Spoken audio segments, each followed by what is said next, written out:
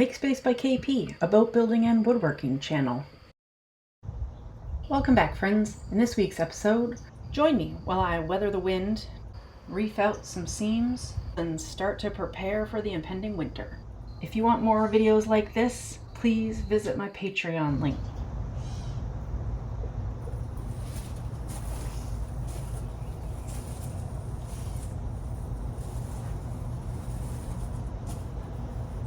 We were talking about moving Heron to the backyard. What you can see here, that won't happen this year.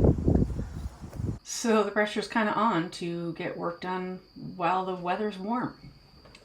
There's no tried and true tool made for reefing out seams, but I have a few things I brought. I'm gonna try out. I bent this and ground it down to a hook, and that usually works very well. Another reefing out tool, a multi-shape scraper, a dull knife, a few picks, and another scraper. This too used to be a pick. Maybe that was a tiny screwdriver. Hard to say. But I ground it down. I think that might be the trick. From here it'll just be see what works best and what feels the best.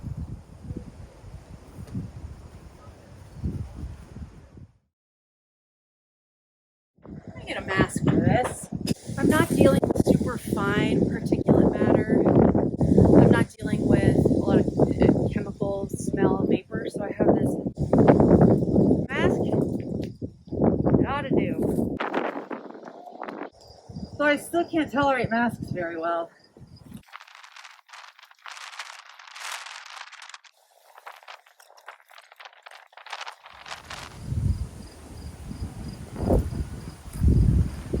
It might be premature, but when I find stuff that I want to make sure to not lose track of, I will mark it. Of course, when I sand it, that will go away, but I can replace that bung before I sand it.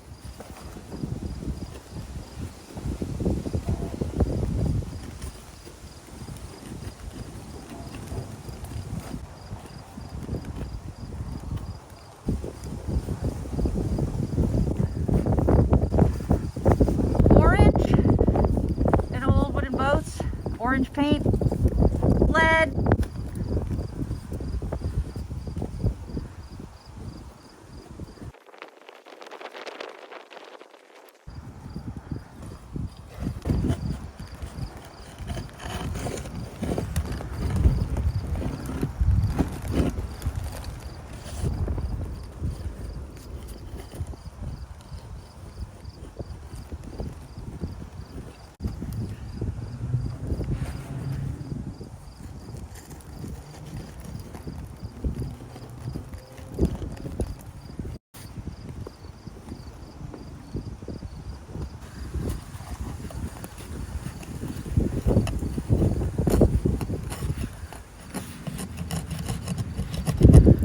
At a time, her bottom was painted maroon. When I'm digging, I'm finding the balance between deep enough to get the compound out, but not too deep that I dig out the caulking.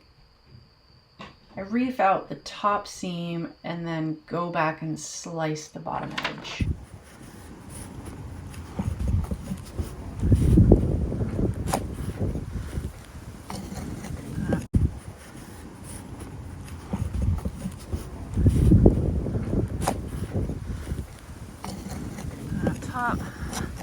Oh, see, I don't want to dig out the caulking. You see the cotton in there? I want to be careful with that.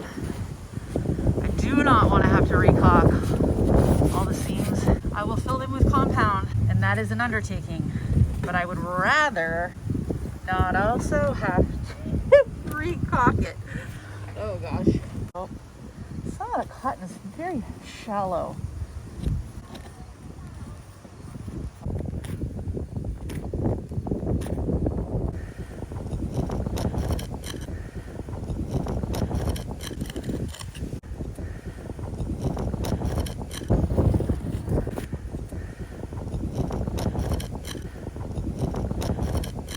really soft stuff, which is intended for above the waterline.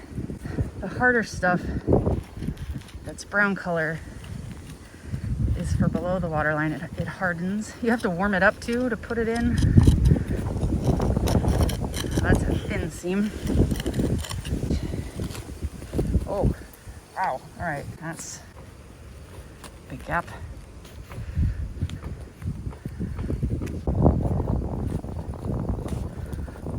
Oh gosh, it's like,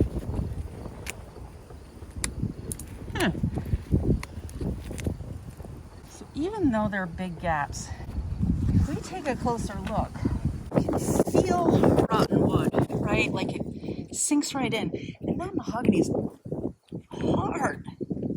It is not digging in to the end grain of that mahogany, so that's a great sign.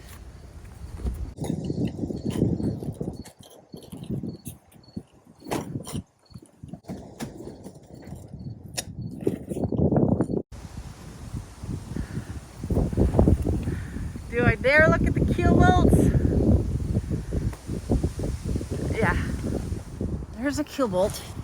It's crusty up in there, but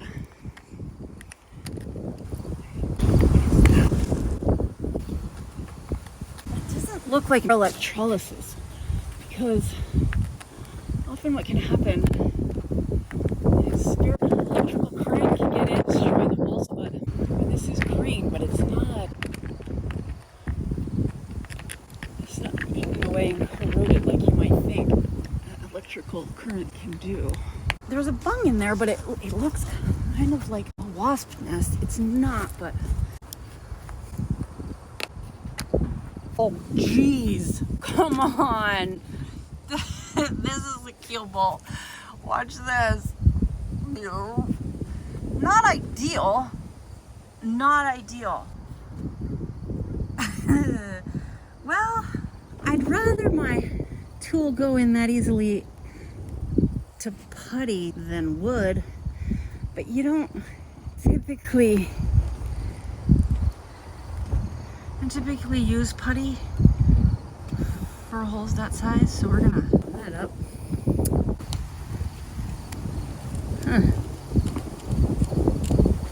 Oh, this is gonna be good.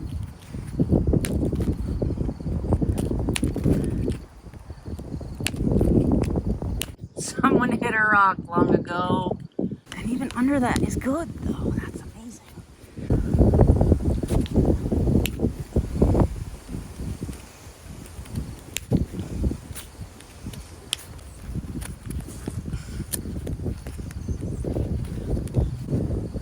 I think this puppy's, it's been 70 years.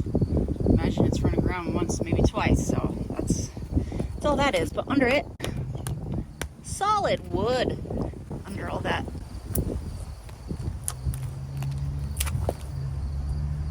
I try not to run you aground, Heron. I can't make promises though. The paint comes off that easily. I should strip the hull and varnish it. That'd be a terrible idea, because I actually like to sail my boat. Oh, that would be amazing. Imagine how beautiful Heron would be varnished.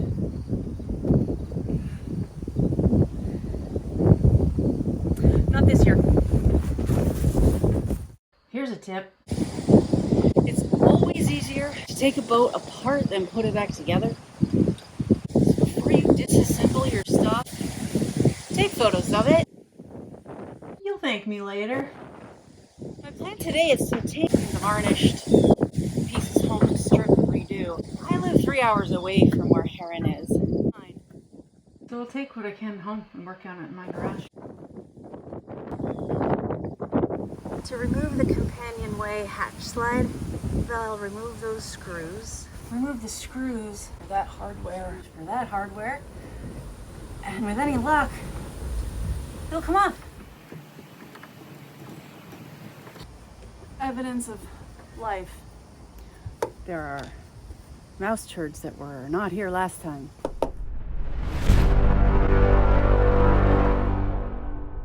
Looks like I need traps. Oh man. thought maybe the mice didn't know where to hide because they haven't had to hide in like 5 generations, but they're here somewhere, hiding. Probably under the sole boards that are stuck in place.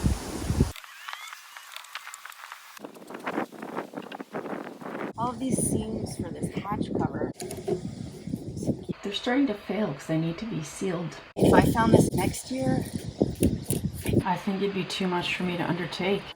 This is like a rush to save Heron.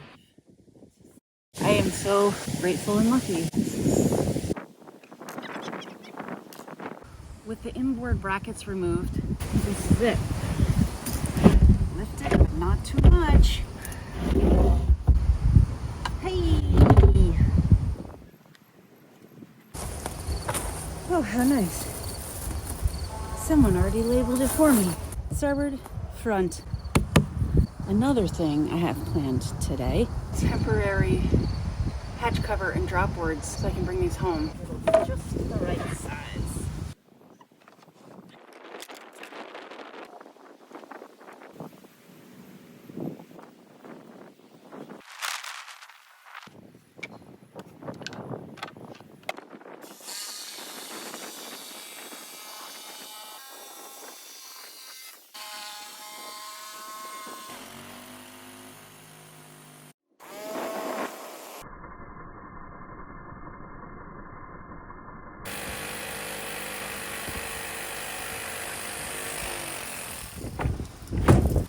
It's a little thick.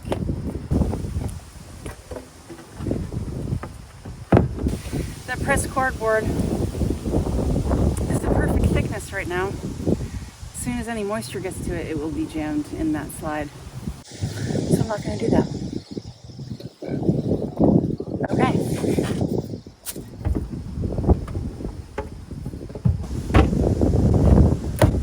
Hey! And that way, when it swells, you know it will, we can more like cut it and break it and slide it in or out. There's tons of gaps, but I'm not worried about that.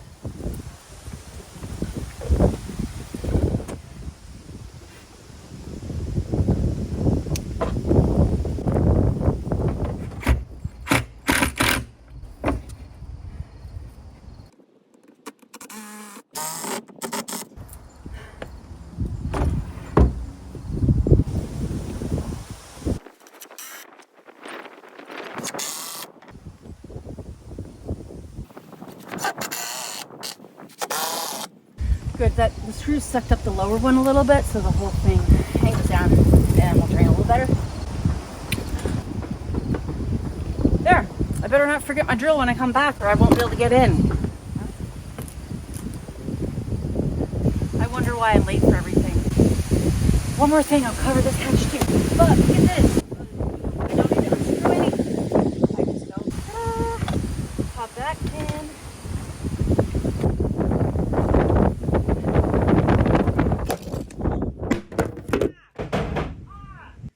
Everything okay?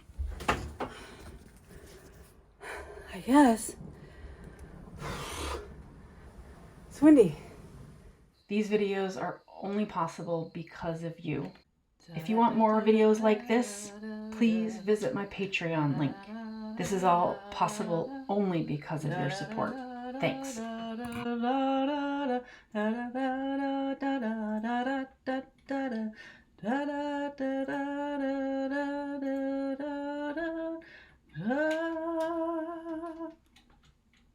Guess that song.